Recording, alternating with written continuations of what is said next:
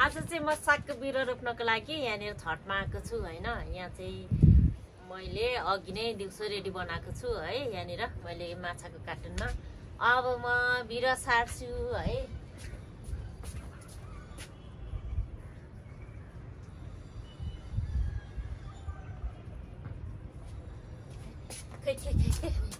मेरो बिरुवा चाहिँ यतिको भएको छ है लुकेठ्या। अब चाहिँ म यसलाई सार्दिन्छु।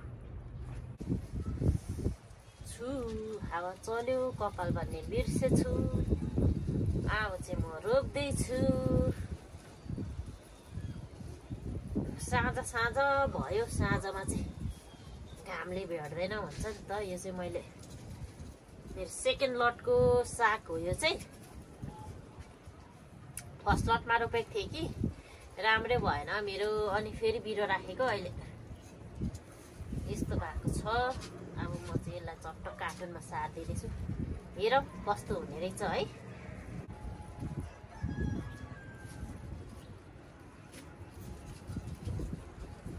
मैले चाहिँ यहाँ रोपिसकेँ यता अनि यता बाँकी छ। अब चाहिँ साँझ पर्यो। धन्यवाद धन्यवाद पानी लगाइदिनु भएकोमा। ल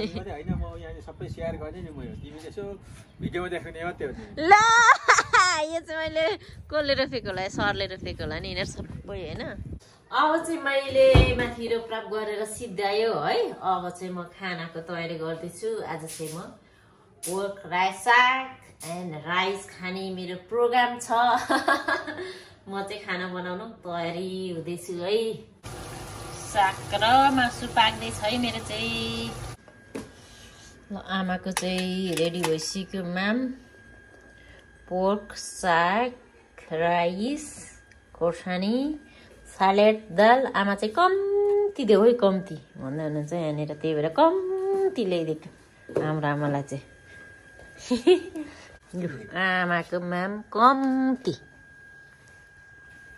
खानु। ल खाजा तर मजाले खानु भएको छ आज। हजुर खानुभयो। आज चाहिँ सागसँग अनि माम थोरै एकदम थोरै भनेर थोरै ल्याइदिएको छु। मासु पनि थोरै भात पनि थोरै होइन आमा।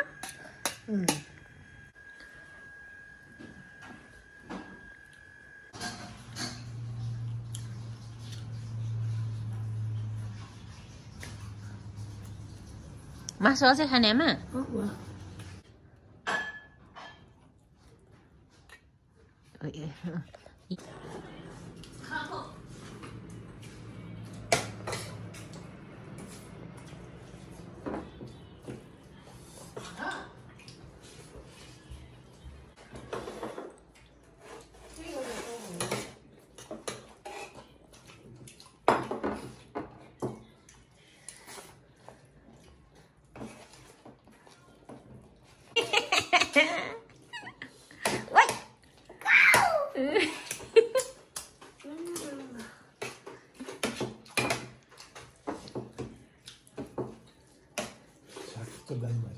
मिठो छ तर आजको त्यो थोरै मासु भएर होला कि साग चाहिँ मिठो भएको छ।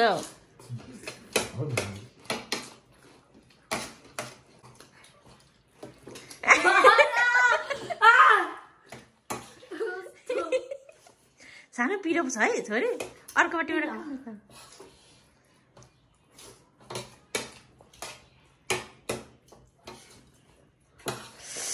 ओइ साँच्चै नखाऊ है। पिरो छ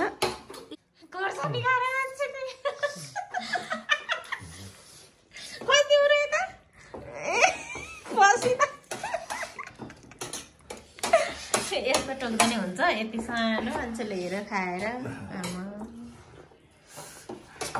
ल सबैजनाले खाइसक्नु भयो। अब मेरो पालो खाने।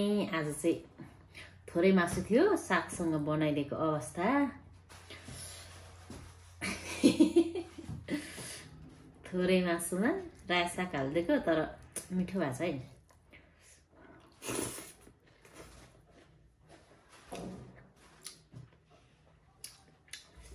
खोर्सानी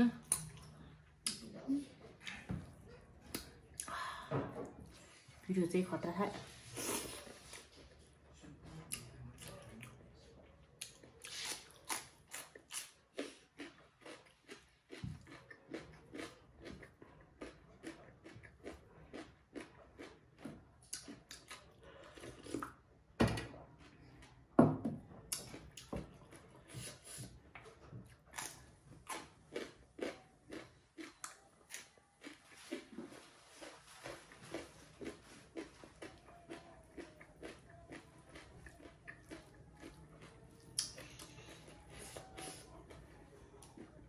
मासु होइन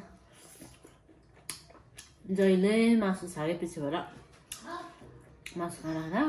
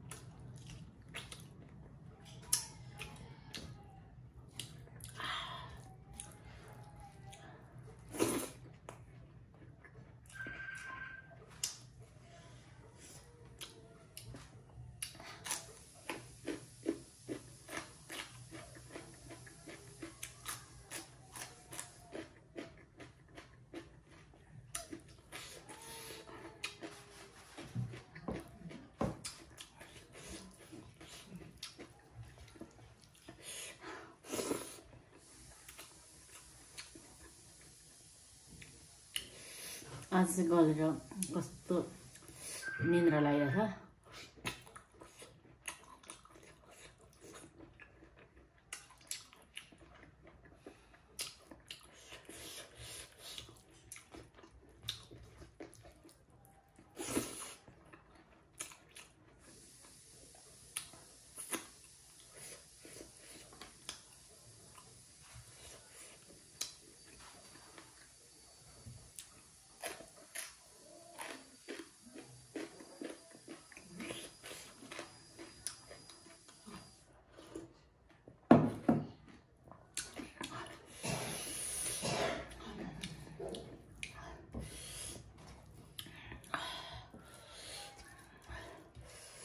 खुर्सानी त डेन्जर यो